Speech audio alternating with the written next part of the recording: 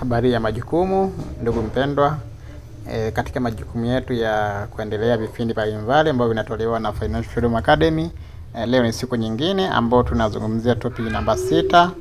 Ni topic ya muhimu sana katika muendelezo wa topic zetu za financial education. Topic yetu ya leo itazungumzia safari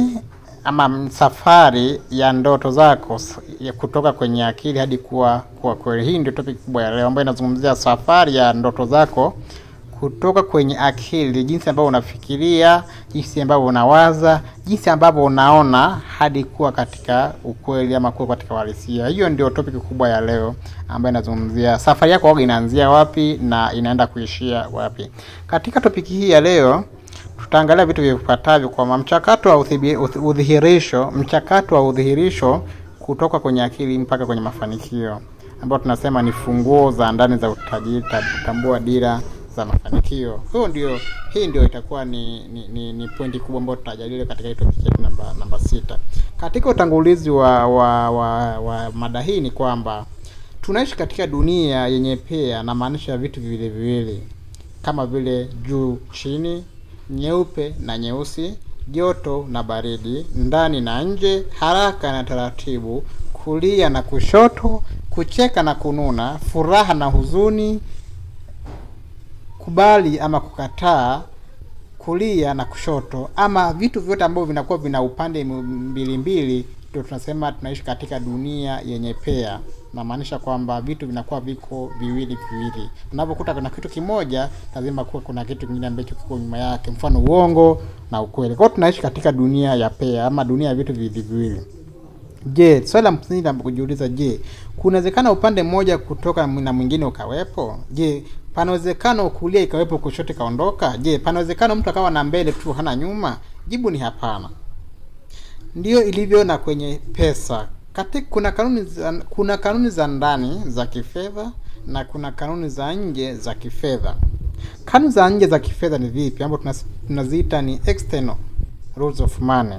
Hizi ni mbinu zinazohusiana mazingira ya kifedha ya mtu, kama vile matumizi, maarifa, taaluma mbalimbali, uwekezaji, biashara, skills za kuuza, management ya timu. Hizo tunasema ni external rules of money, ni kanuni za nje za kifedha.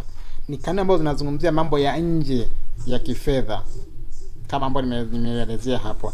Lakini kuna kanuni za ndani za kifedha ambazo tunaziita internal rules of money. Kanuni hizi zinahusiana na mtindo wa kufikiria na mitazamo ya ndani ambayo inawezesha watu matajiri kufanikisha utajiri.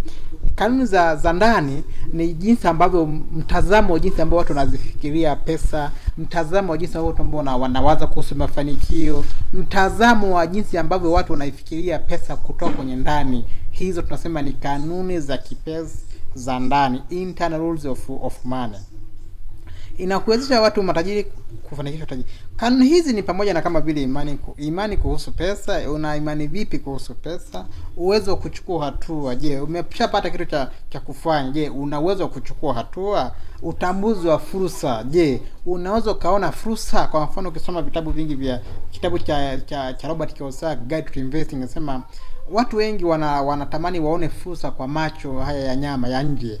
Huwezi ukaona fursa ama opportunity iliyopo mbele yako kutumia macho. Lazima uone kwa mind, train your mind to see the opportunity. Umeelewa? Na kwamba ili uweze kufanikiwa lazima uwe na uwezo wa kuona fursa ambayo ni invisible opportunity. Sasa hapo tunazungumzia ni utambuzi wa fursa kwa kutumia ndani yako, kanuni za ndani za kifedha, ama mwelekeo na maboresho. Hizo zote zinakuwa ni kanuni za ndani za kifedha. Zinazungumzia mambo ya ndani, jinsi unavyowaza, unavyofikiria na vingine vyote. Sasa katika hili somo tutakuwa na mlinganyo muhimu ama vitu ambavyo ni muhimu sana vitaka kupeleka kwamba safari yako inaanziaga wapi. Hivyo huu mlinganyo upo katika sehemu mbalimbali. Kuna programming, mpangilio wa akili. Tunaanzia kwenye mpangilio wa akili, nitaelezea maana mpangilio wa akili. Lakini pia kuna thought, fikra, mawazo unayoyapata baada ya programming. Lakini pia kuna feeling ambayo ni hisia, kuna action ambayo ni vitendo, lakini pia kuna result sawa na result ambayo ni matokeo. Tuanze na programming. Programming ni hatua ya kwanza sana ya safari yako ya mafanikio. Programming tunasema ni mpangilio wa akili. Ni kile tulichojifunza, kuambiwa, kushuhudia tangu utotoni kuhusu pesa, mafanikio au sisi wenyewe. Sasa tunapozungumzia programming, tunazungumzia ni vitu vyote ambavyo tumevijifunza kuhusiana na pesa, ama tumeambiwa kuhusiana na pesa, ama tumeexperience tunavyoishi kuhusiana na pesa. Mfano wa hivyo vitu ni kama vile soma kwa bidii utakuwa na maisha mazuri, fanya kazi ngumu utafanikiwa, matajiri ni watu wenye bahati zao, kwamba wale fanikiwa ni watu ambao wana bahati zao. Kwenye familia yetu hamna mtajiri, hivyo hawezi kuwa tajiri. Pesa ndio chanzo cha maovu, kama huna connection huwezi kufanikiwa. Na hivyo vyote ni mifano ya programming, ni mfano wa mipangilio ya akili ambao watu tumezipata. Tunaona mifano hii huunda imani za ndani. Unavyopata hii programming, unavyopewa mpangilio huu kwenye akili zako, huunda kitu ambacho kinaitwa imani za ndani. Lakini baada ya programming tunaingia kwenye safari ya pili, ama step ya pili, ambayo inaitwa ni T, ambayo ni thought. Thought ni fikra. Mpangilio wa akili huzaa mtiririko wa fikra ama mawazo ama thought fulani. Kumbuka vipo vyanzo vingi vya mpangilio huu, kama vile shuleni, kama nilivyosema mwanzo, wazazi, jamii na mambo yanayokutana nayo kuhusiana na mafedha. Sasa tunapozungumzia thought, kama uliambiwa ukisoma kwa bidii utakuwa na maisha mazuri, basi wote ambao hawajasoma wanajiona kwamba hawana nafasi ya kufanikiwa kimaisha. Kama uliambiwa kuwa kwenye ukoo mzima hamna mtu tajiri, basi unakutafikiria kuwa huna nafasi tena ya kuwa tajiri. Kama uliambiwa pesa huleta matatizo, utafikiri siwezi kuwa tajiri kwa kuwa na yaani unakuta kuna vitu ulivyoviambiwa basi vinakujengea mawazo ama fikra ya kuona kwamba huwezi ukawa tajiri. Hiyo tunazungumza mambo ya nini? Mambo ya fikra ama ni thought ambayo inazalishwa na programming, jinsi ambavyo mbegu ulioipanda kwenye programming. Sasa fikra huathiri jinsi tunavyoona ulimwengu na uwezo. Sasa mawazo huathiri moja kwa moja tunavyoona ulimwengu na uwezo. Hatua ya tatu tunazungumzia mambo ya F, ambayo tunasema ni feeling, ni hisia. Fikra huzalisha hisia kama vile woga, hamasa, mashaka, matumaini. Hisia ndizo zinazoamua kama utachukua hatua au la. Mfano, fikira za woga kuhusu pesa huzaa hofu, mashaka au aibu unapopata pesa. Hisia ndio kitu pekee kinachochochea au kuzuia kabisa kuchukua hatua. Hapa kuna mfano mbalimbali ya hisia. Feeling ambazo zinaweza kuathiri matokeo ama result kulingana na mchakato wa programming, thought, fikra, mawazo au hisia. Mfano wa hisia chanya, ujasiri. Unapojisikia jasiri unaweza kuchukua hatua kubwa bila hofu. Mfano mwingine ni shukrani. Hali ya kuthamini huleta mtazamo chanya na kuvutia baraka zaidi. Mfano mwingine wa hisia chanya ni amani ya ndani. Inasaidia kufanya maamuzi bora bila wasiwasi. Mfano mwingine ni msisimuko, huchochea ubunifu na hatua za haraka. Mfano mwingine wa hisia chanya ni motisha, huvuta nguvu ya kufanya kazi kwa bidii na kufanikisha malengo. Mfano mwingine ni upendo, hujenga mahusiano bora na kushirikiana kwa urahisi. Lakini mfano mwingine wa mwisho wa hisia chanya ni imani. Imani, kujiamini na kuamini mchakato huimarisha uthubutu. Hiyo yote ni mifano ya hisia chanya. Mtu anapokuwa na hisia chanya anakuwa na hizo imani zote ambazo nimeelekeza hapa. Sasa twende kwenye mfano ambao wa hisia hasi. Unakuta mtu ana hisia hasi, alitengenezwa kwenye programming na kuja kwenye thought akawa na hisia hasi. Mfano hofu. Hisia hasi mfano wake ni hofu. Huzuia kuchukua hatua na huleta kushindwa mapema. Mfano, watu wengi ambao hawafanikiwi, Robert Kiyosaki leo kusema kwamba the main causes of not to be rich, most of people, the fear of failure is being greater than the fear of being rich. Kwamba hofu ya kufeli zote inakuwa ni kubwa kuliko hofu ya kufanikiwa. Ndio maana watu wengi hufanyaje? Hawafanikiwi kwa sababu hofu ya kufeli inakuwa iko kubwa zaidi kuliko hofu ya kufanikiwa. Sasa mfano mwingine ni shaka, hukwamisha maamuzi na kuondoa uthubutu. Mfano mwingine wa hisia hasi ni hasira, huathiri mahusiano na ufanisi wa mawasiliano. Mfano mwingine wa hisia hasi ni wivu, hupoteza umakini na kuharibu uhusiano na wengine. Mfano mwingine ni aibu, hukuzuia kuonyesha uwezo wako ama kujieleza. Watu wengi wana aibu Umeelewa? Hizi zote ni mfano ya hisia hasi. Mfano mwingine ni msongo wa mawazo.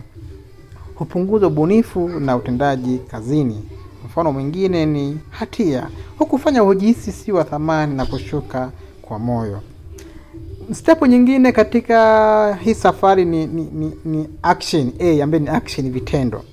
Hisia chanya huleta hatua za ujasiri. Hisia hasi huleta hatua za kuchanganyikiwa.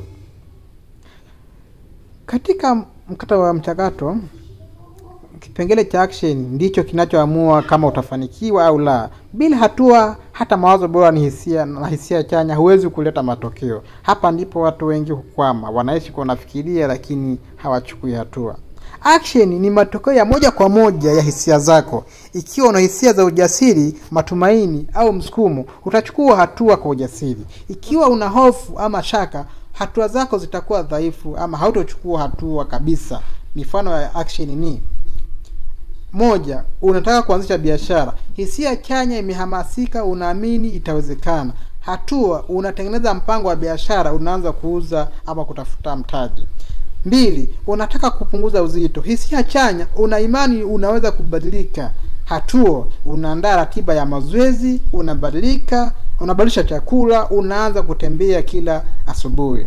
Mfano wa 3, unataka uhuru wa kifedha. Hisia chanya, unaona uwezekano wa kujifunza na kuwekeza. Hatua, unaingia darasani, unasoma vitabu, unaanza kuwekeza hata kidogo kidogo. Hivyo vyote vipo kwenye action ambayo ni vitendo. Lakini kitu cha mwisho ambacho kinazaliwa baada ya programming, alafu thought, alafu feeling, alafu action, kitu kinachozaliwa mwishoni, matokeo haya yote tunasema ni R, ambayo ni result, matokeo. Hii ni hatua ya mwisho. Hatua unazochukua mara kwa mara ndizo huamua matokeo ya maisha yako. Mafanikio ama kushindwa ni kivuli cha mchakato ulioanzia ndani ya akili yako. Mfano, ukitenda kwa bidii, maarifa na uthubutu, utapata matokeo bora. Ukikwepa hatua, matokeo yatakuwa duni. Ili kubadilisha matokeo yako kifedha au maisha, haifai kuanzia nje matokeo, bali ndani, ambayo tunasema ni programming. Badili mpangilio wako wa ndani na maisha yako nje yatafuata. Hayo yote ilikuwa ni mipangilio ya namna gani ambayo hatua tunapitia kutoka kwenye programming mpaka kwenda kwenye result.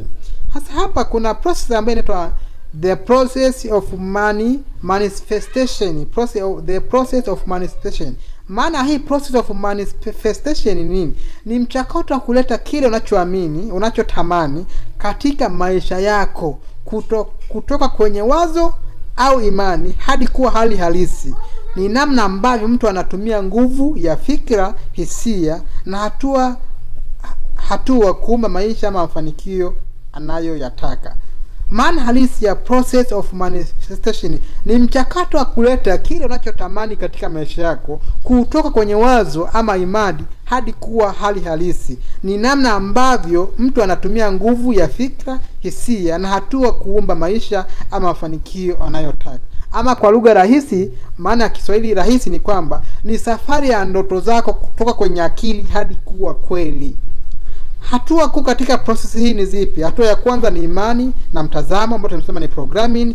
Kile unachoamini kinaamua unachoamini kuwa kinawezekana. Hatua ya pili ni fikra, ambayo tunasema ni thought, mawazo yanayolingana na kile unachoamini. Mawazo yanayolingana na kile unachoamini. Hiyo ni hatua ya pili. Hatua ya tatu ni hisia, feeling. Kuhisi kuna kwamba tayari unachotamani, kuleta nguvu na msukumo. Hatua ya 4 ni vitendo, ambayo tunasema ni action, kuchukua hatua halisi kuelekea ndoto zako. Hatua ya 5 katika hii process ni matokeo, ambayo tunasema ni result. Haya ndiyo maisha yako ya sasa, kama matokeo ya kile ulichofikiria, kuhisi na kutenda. Mfano rahisi, ukijiaminisha kuwa unaweza kuwa huru kifedha, madi programming, ukaanza kufikiria fursa, ambayo tunasema ni thought, ukaanza kujisikia unaweza, feeling, ukachukua hatua ya kuanza biashara au kuwekeza, ambayo tunasema ni action, hatimaye utaanza kuona mafanikio, ambayo tunasema ni result. Kwa hii yote inaitwa ni process of manifestation, inaanzia kwenye programming, thought, feeling, action pamoja na zile result. Endelea kutufuatilia katika mafunzo yetu ya Financial Freedom Academy ili endelee kujifunza zaidi topic mbalimbali, mafunzo mbalimbali ambayo yanakuwezesha kutoka hatua uliopo ya kifedha kwenda hatua nyingine ya kifedha. Naomba nikwambie ya kwamba kila mtu ana uwezo, ana potential pekee ya kuwa mtu yoyote yule unayetaka. Isipokuwa step tu namba 1 ya programming ndio ambayo inaweza kaathiri mfumo mzima ama process nzima ya manifestation. Ndio maana tunasema tuko na kanuni za ndani za kifedha na kanuni za nje za kifedha. Umezaliwa kushinda, endelea kufuatilia mafunzo yetu ili upate topiki mbalimbali. Pia usisahau kubonyeza alama ya kengele ili uendelee kupata video zetu zinavyoendelea zaidi. Naitwa Abdullahi Abubakar Rajabu, ni mwanzilishi ama CEO wa Financial Freedom Academy. Asante sana na nikutakie majukumu yaliyo mema. Shukrani.